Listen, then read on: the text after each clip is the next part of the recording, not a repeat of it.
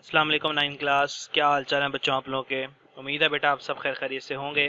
आज बेटा हम केमिस्ट्री पढ़ेंगे। लेक्चर नंबर हमारा 49 है और चैप्टर नंबर 7 इलेक्ट्रोकेमिस्ट्री हम लोगों ने स्टार्ट किया हुआ था।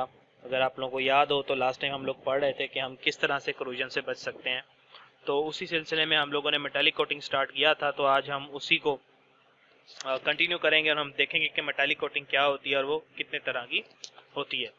लास्ट टाइम लोगों ने थोड़ा सा जिक्र किया था मेटालिक कोटिंग का, उसको हम रिवाइज कर लेते हैं।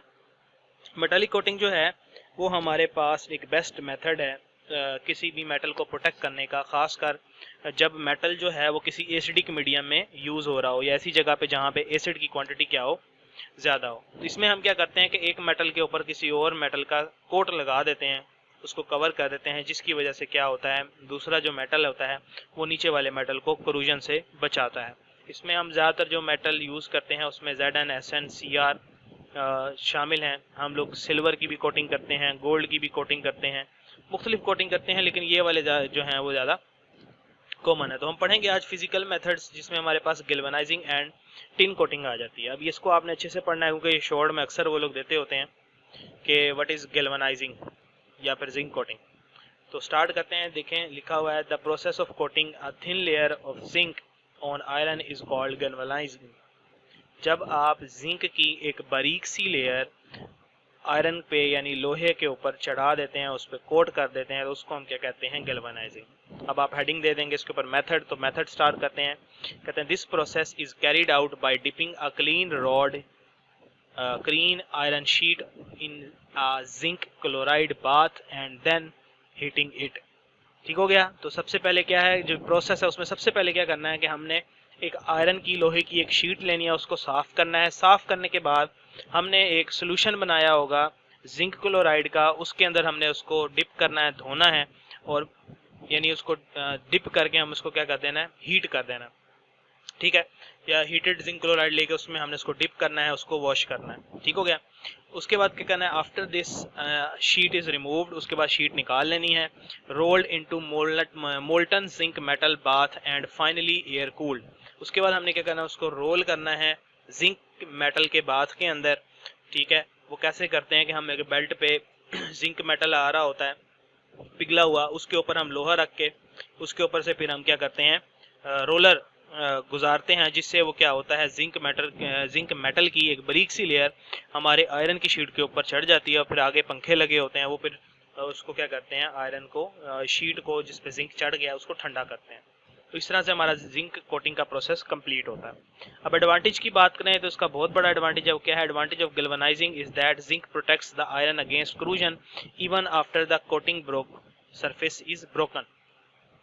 कहता है गैल्वेनाइजिंग का ये एडवांटेज है कि जिंक की जब हम आयरन पे कोटिंग करते हैं, अगर जिंक की कोटिंग टूट भी जाए फिर भी जो हमारा लोहा है उसको जंग नहीं लगता।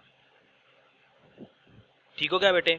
ये आप लोगों ने बहुत ज़्यादा ख्याल रखना है इस चीज़ का कि ये एडवांटेज शॉर्ट में पूछ लेते हैं, what is the advantage of zinc coating या गैल्वेनाइजिंग। ठीक हो गया।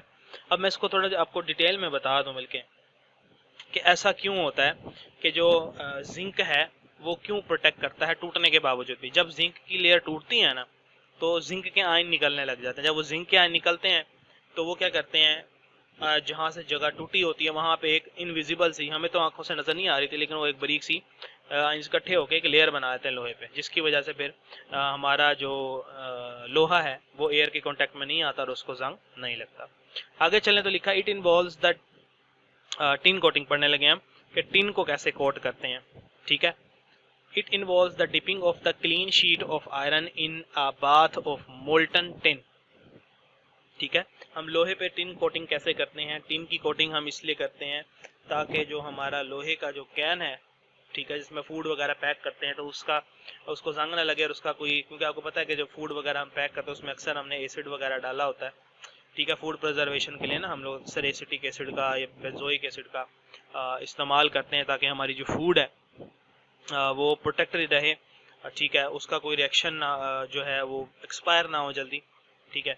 तो अगर आप लोगों ने अक्सर फ्रूट खाया होगा जैसे पाइनएप्पल वगैरह के टिन आते हैं, ठीक है, तो उसके अंदर अगर वो लोहे का बना उसमें कोटिंग ना हो तो उसको जंग लग जाए और अंदर से हमारा सारा जो है वो मटेरियल या फूड ख़राब हो जाएगी, स्पॉइल हो जाएगी। तो इसलिए हम फिर उसकी टिन की उसके ऊपर कोटिंग कर देते हैं।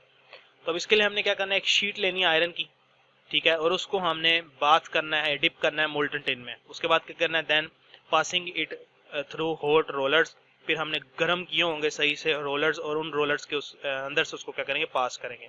अब क्या होगा, such sheets are used in beverages and food cans, और इनका इस्तेमाल कहाँ पे है, इनको फिर हम बेवरेजेस और फूड कैंस में इस्तेमाल करेंगे। बेवरेजेस कोल्ड ड्रिंक्स वगैरह के जो टिन कैंस होते हैं। The tin protects the iron only as long as its protective layer remains intact.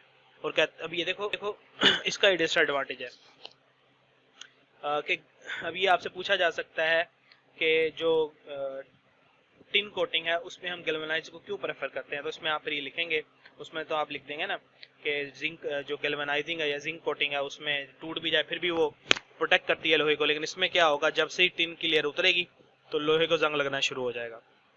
Once it is broken and iron is exposed to the air and water, the galvanic cell is established and iron rusts rapidly। कहता है जैसे ही वो टूटेगा तो एक galvanic cell जैसा काम करेगा और आयरन को बड़ी तेजी से जंग लगेगा, और हमारा जो सॉरी लोहे का कैन होगा नीचे से वो निकल आएगा और जंग लग के हमारी फूड वगैरह और चीज़ों को ख़राब कर देगा। ठीक हो गया बेटे। तो ये था हमारे पास फिजिकल मेथड। तो कल इंशाल्लाह लेक्चर नंबर 50 में हम लोग पढ़ेंगे इलेक्ट्रोलाइटिक मेथड्स, जिसको हम इलेक्ट्रोप्लेटिंग भी कहते हैं। ये काफ़ी सारे हैं। अगर आप लोगों को इलेक्ट्रोलाइटिक सेल समझ आ गया तो ये बहुत ही आसान प्रोसेस है। अल्लाह हाफिज़।